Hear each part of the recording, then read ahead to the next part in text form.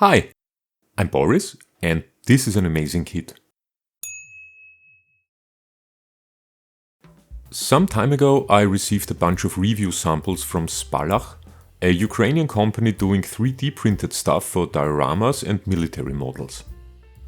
One of the kits they sent me was the M777A2 howitzer in 35th scale, and today I'm going to build it, paint it, and actually not weather it.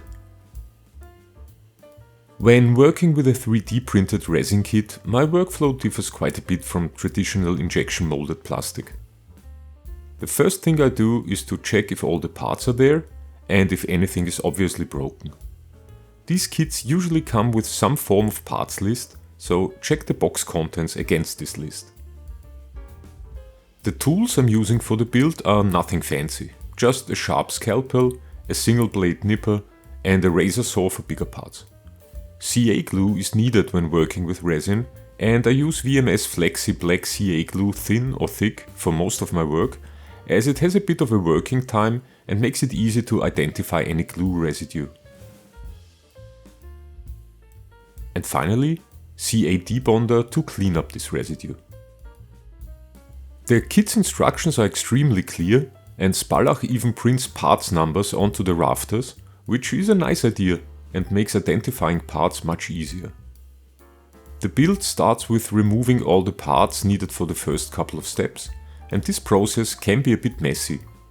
There's a lot of support material which needs to go, and cutting through all of that might result in small pieces flying in all directions, so I would really recommend using eye protection.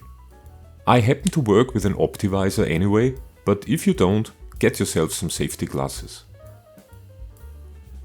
After removing the parts, there is some cleanup to be done. Mostly it's about sanding away the small dimples left by the supports, but I always inspect the parts for any small supports left in corners and other hidden places. It's amazing where these buggers can sometimes hide.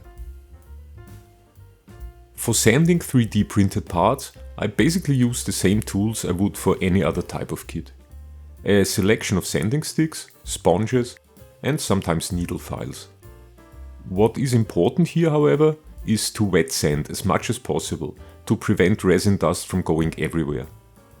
I guess everyone has heard it a million times already, but still, resin dust is dangerous, don't let it get into your lungs, don't eat yellow snow. Sanding is one part of the preparation, filling small holes is the other. These holes can either stem from printing imperfections or they are remnants of removing supports with too much enthusiasm. In any case, I fill these holes with thin VMS Black CA and sand them smooth after the glue has dried. The parts in this kit fit together extremely well, and there was almost no cleanup required. I would still suggest looking at all the mating surfaces and scrape away any excess resin if necessary. I used CA glue quite liberally, as the larger parts can be rather heavy and I didn't want to risk anything coming apart later on. And that's the beauty of black CA glue.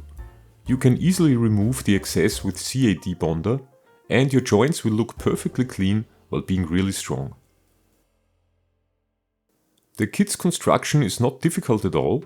The only slightly fiddly part of the process is when you have to decide on the gun's elevation and have to glue on some parts accordingly. But here again, the instructions are doing a good job in guiding you through the process, you only have to follow them.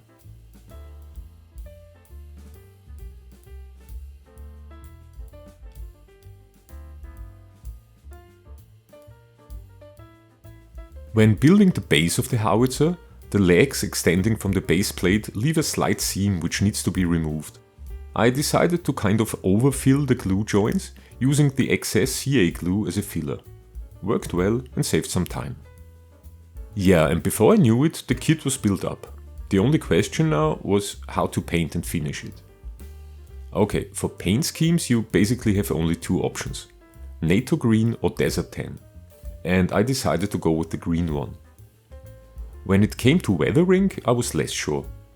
On one hand, the grimy and dusty appearance of a howitzer in action is really appealing, but the M777's futuristic look made me want to try something a bit different. A clean, almost technical look. This can be tricky on a single color subject, but looking at pictures of the real thing, I realized how many small, sometimes tiny parts showed different colors. Anyway, everything starts with the usual primer coat of Mr. Finishing Surfacer 1500 Black.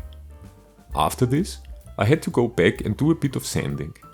The kit's print quality is really high, but there are still some layer lines which become visible only after the primer coat.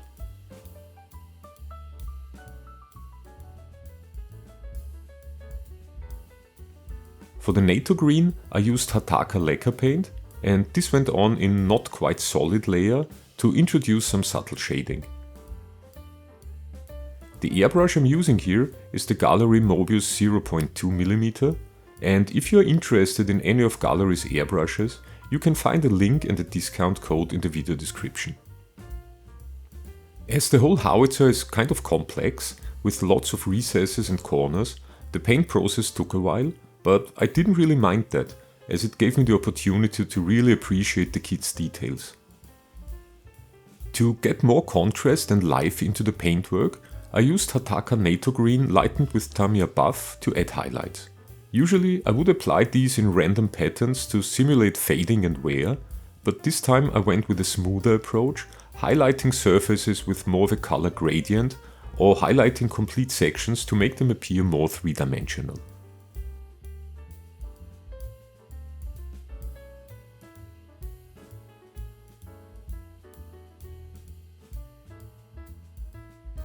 Next step is detail painting with acrylics, starting with AK 3rd generation NATO Black for the rubber sleeves and hoses.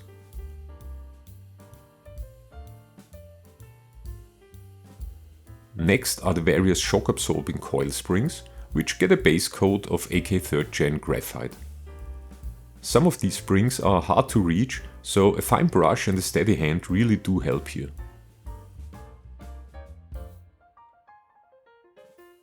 For some reason, I didn't really think in sub-assemblies when building this kit, so painting the batteries under the barrel turned out to be more complicated than it should have been.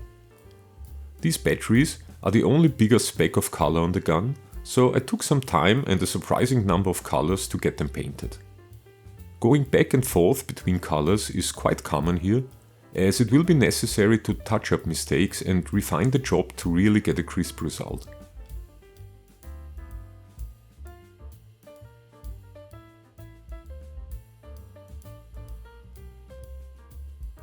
The kit's weakest part might be the decals. They are very thin, but don't like to move anywhere once on the model, and they break easily. On top of that, there was some silvering, which I could only get rid of by using the most aggressive option, Tamiya Extra Thin. Yes, this works, but don't touch the decal before it's completely dry. After the decals were done, I gave everything a coat of Hataka Matte Lacquer Clear, as the Karg paint used in the NATO camouflage scheme is dead flat when new. At this point, painting is almost done, the only thing missing is the bare metal section of the gun barrel. Here's another one of these moments where working in sub-assemblies would have been easier, but instead I had to mask around the barrel in order to apply the metal coat using AK Extreme Metal Titanium.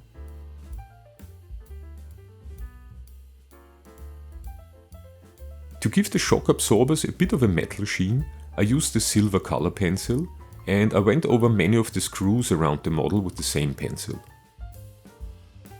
It really pays off to look at reference images here, as they show all the areas where you can apply a bit of additional color.